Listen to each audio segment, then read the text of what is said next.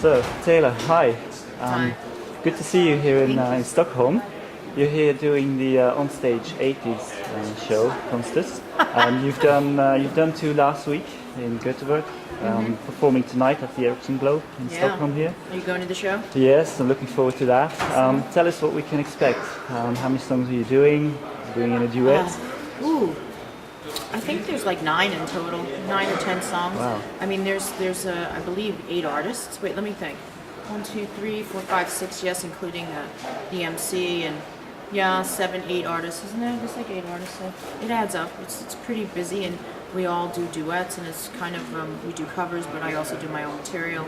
It's just a really big known production in Sweden, and as you'll see, 7,000, 8,000, 9,000, 10,000 people will be there. It's huge. Huge crowd. And every year the theme changes, so it's pretty cool.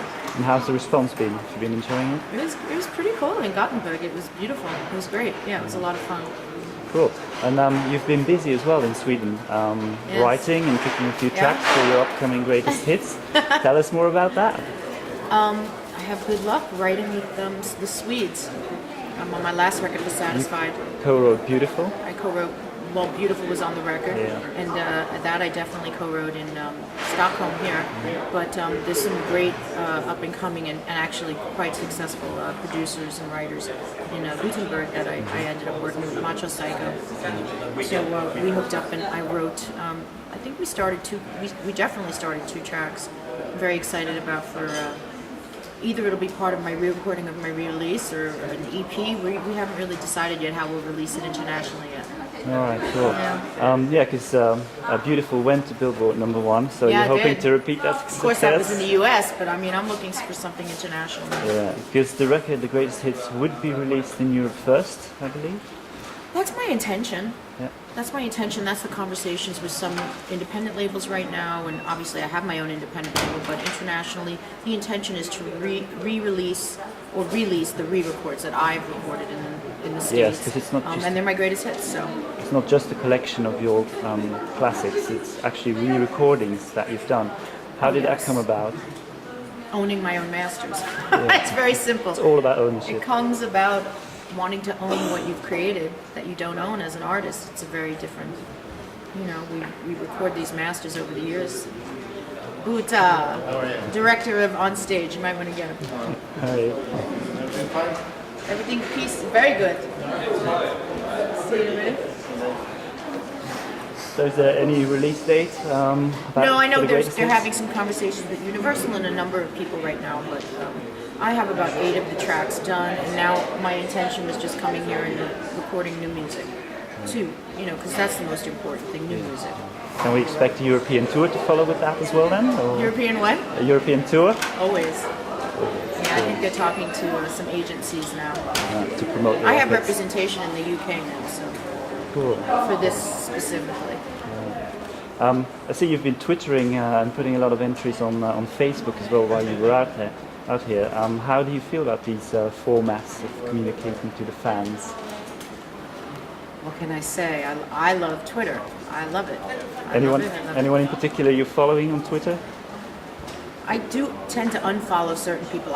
There's some people I just absolutely follow and must follow. The Perez Hiltons and certain other people, I mean, it's just business, But there's some fun ones I like to follow, like Rainn Wilson, or I think Katy Perry just puts out some of the funniest Twitters ever. I like hers, I like Pink's. I mean, there's just some funny ones. Other ones are just too factual and kind of boring, but I mean, whatever. It's just easy. I'm standing someplace, I see something of interest, I take a picture and I say my thoughts and I move on. I mean, instead of having to be in front of a laptop. It's all about the moment. For me, yeah. You were on Gone Country as well. Yes. You didn't win, but you were talking about writing material as well, some country material for other artists to record. Very successful. Any recordings being done yet? Anything we can look forward to being released? I recorded, the show recorded, I guess we were in the taping last November, this time exactly last year. Then I went back to Nashville mid-December and recorded the song that you could see on the television series. I recorded it fully in the studio that's on hold with some artists and through publishing. And then I recorded 3 other tracks there in January. Really good stuff. So it would have been fun, I think, if something there realistically could have happened. But I think you really have to look at the country world, and the country market is very, very specific, yeah. Exactly. And that's okay. But I mean, Leonard Skinner asked me to come back and write, and just a bunch of interesting. And I plan a trip in the next couple of months. I'll go there for a good writing trip. And Michael McDonald, I ended up working with very recently at a mutual benefit that we're involved in, and he lives in Nashville and writes a lot there.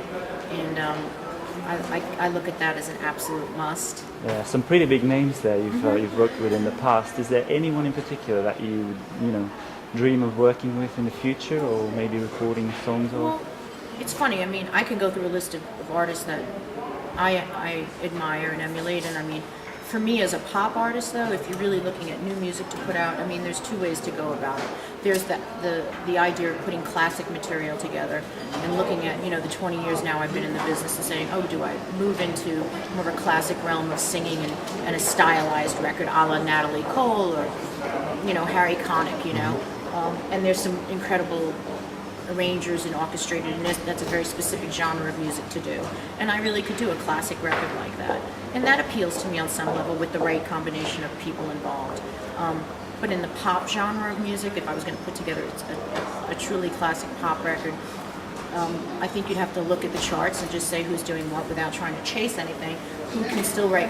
Rodney Jerkins can work with any artist. Dre's proven that too. And there's, always up and coming. I think Justin Timberlake's proven that. Timbaland. They really have gone into a classic realm of writing pop material. Because they can work with anybody. Yeah, I think the Jerkins track right now was a really fabulous track. No, the Rodney Jerkins track. Everyone's waiting for that to be released. They at do. some point. So there you go. Yeah. Maybe I should just put that out on the EP. I didn't realize that, but yeah, right now was cool. Yeah, and that's straight up cool. Typical Rodney Jerkins. I mean, it was. But he was like, let's have it more of a little bit rock and roll feel, a little bit of rock energy in there. But yeah, that's there. It kicked ass, absolutely.